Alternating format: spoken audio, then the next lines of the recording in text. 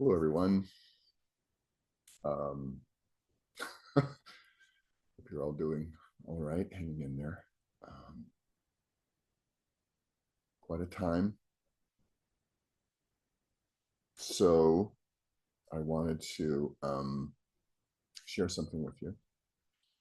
The marginalian, Maria Popova, used to be called Brain Pickings. And she wrote something this last week that was quite beautiful. I'd like to read to you all. I don't always check when it comes in. I'm just subscribed, but it's an email amongst a million emails. And Kay, thank you, Kay. She flagged it for me and said, "Hey, you might want to look at this." So thank you. And okay, I'll read that. And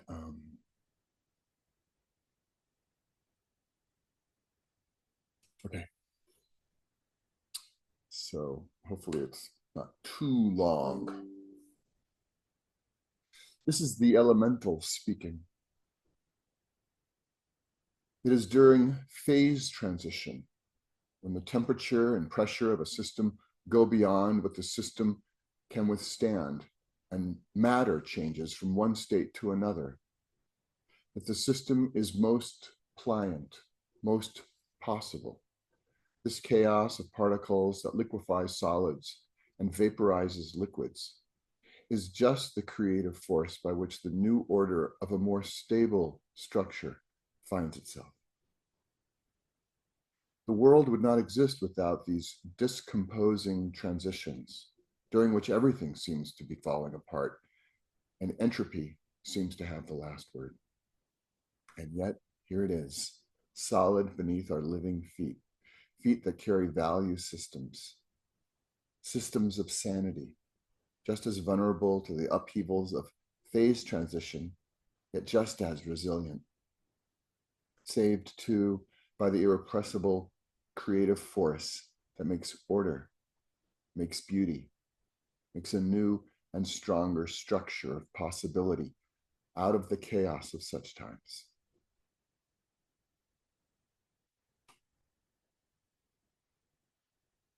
Cultures and civilizations tend to overestimate the stability of their states, only to find themselves regularly discomposed by internal pressures and tensions too great for the system to hold.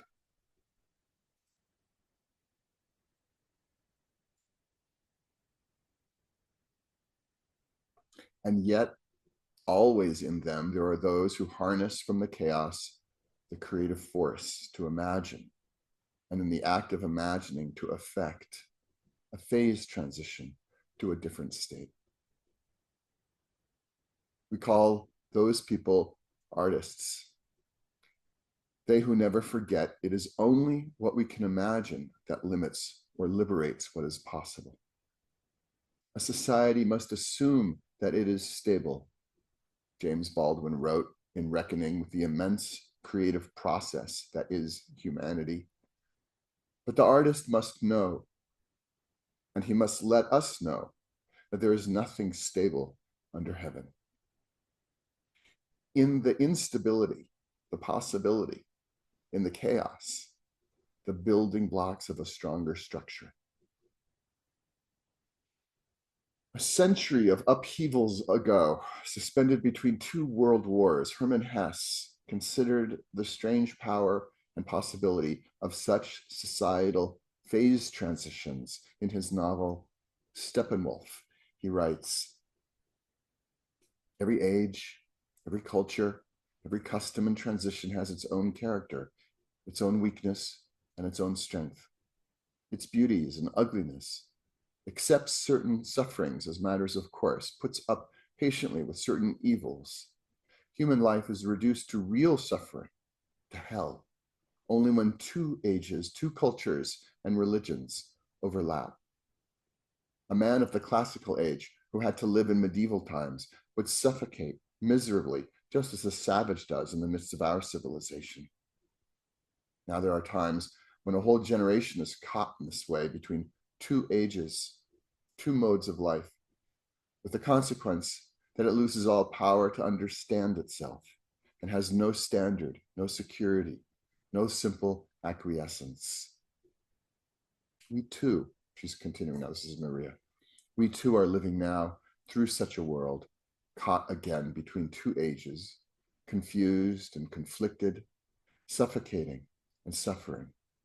But we have a powerful instrument for self-understanding, for cutting through the confusion to draw from these civilizational phase transitions new and stronger structures of possibility, the creative spirit.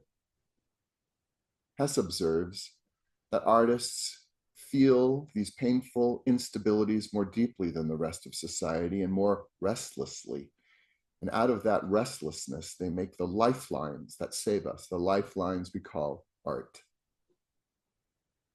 A century before Toni Morrison, living through another upheaval, insisted that this is precisely the time when artists go to work.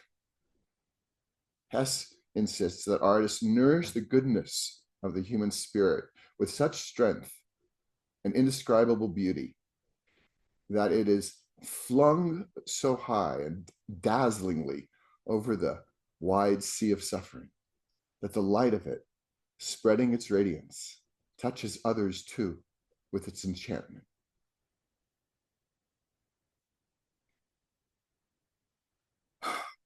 Often, they do the nourishing at great personal cost. He considers what it means and what it takes to be an artist. You will instead embark on the longer and wearier and harder road of life. You will have to multiply many times your twofold being and complicate your complexities still further. Instead of narrowing your world and simplifying your soul, you will have to absorb more and more of the world and at last take all of it up in your painfully expanded soul, if you are ever to find peace.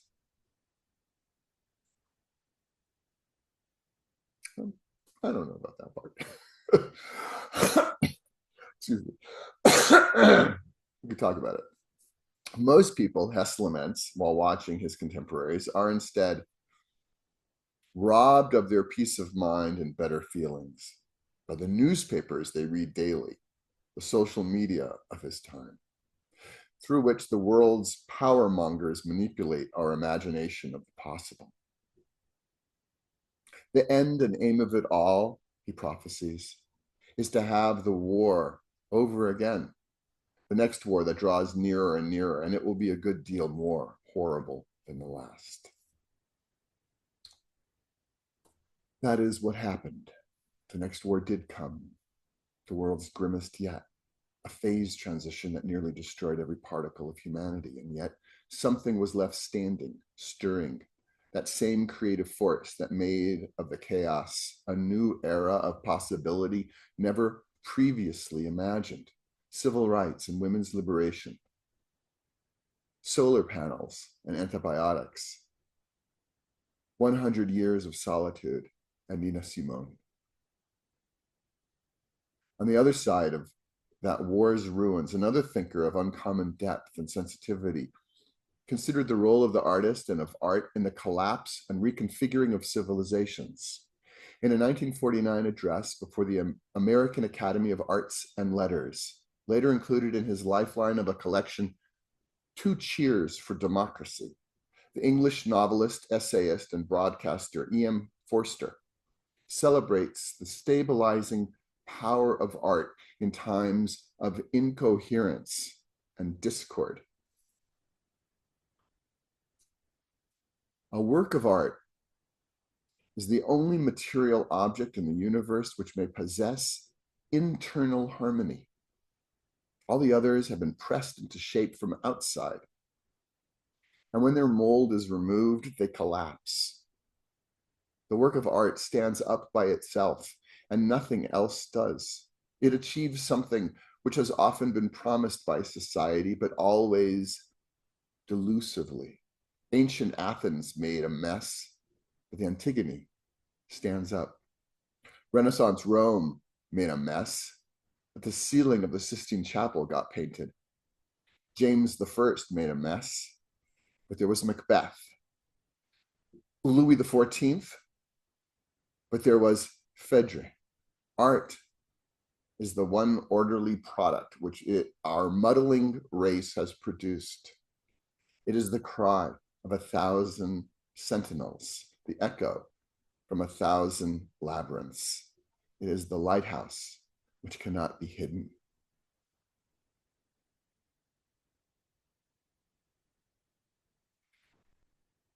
She goes on. Now, this is Maria again.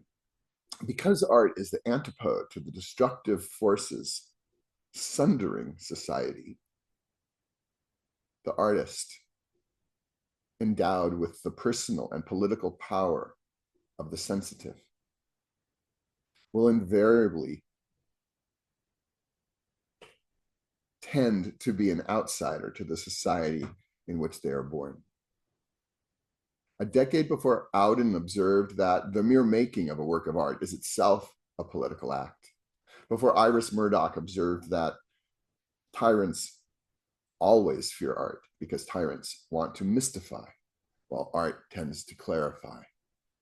Forster writes, if our present society should disintegrate, and who dare prophesy that it won't, the figure of the artist will become clearer. The bohemian, the outsider, the parasite, the rat, one of those figures which have at present no function either in a warring or a peaceful world. It may not be dignified to be a rat, but many of the ships are sinking, which is not dignified either. The officials did not build them properly. Myself, I would sooner be a swimming rat than a sinking ship. At all events, I can look around me for a little longer, and I remember how one of us, a rat with the particularly bright eyes called Shelley, squeaked out, poets are the unacknowledged legislators of the world, before he vanished into the waters of the Mediterranean. The legislation of the artist is never formulated at the time, though it is sometimes discerned by future generations. This, he assures us, is not a pessimistic view. It is a kind of faith in the future, made of our creative devotion to the present. I am reminded here of his contemporary Albert Camus' insistence that real generosity toward the future lies in giving all to the present. And of C.S. Lewis, who reckoned with our task in troubled times, from the middle of a world war to remind us that the present is the only time in which any duty can be done or any grace received. Forster writes, society can only represent a fragment of the human spirit, and that another fragment can only get expressed through art. Looking back into the past, it seems to me that that is all there ever has been. Vantage grounds for discussion and creation, little vantage grounds in the changing chaos, where bubbles have been blown and webs spun, and the desire to create order has found temporary gratification. And the sentinels have managed to utter their challenges, and the huntsmen, though lost individually, have heard each other's calls through the impenetrable wood. And the lighthouses have never, excuse me.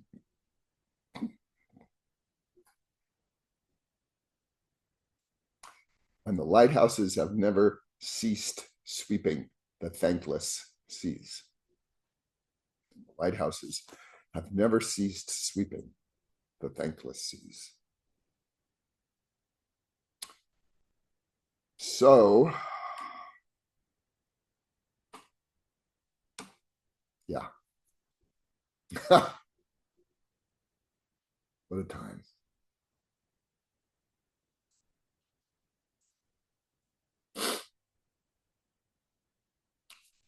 Keep making, people. Really. All right. Onward. Talk to you later.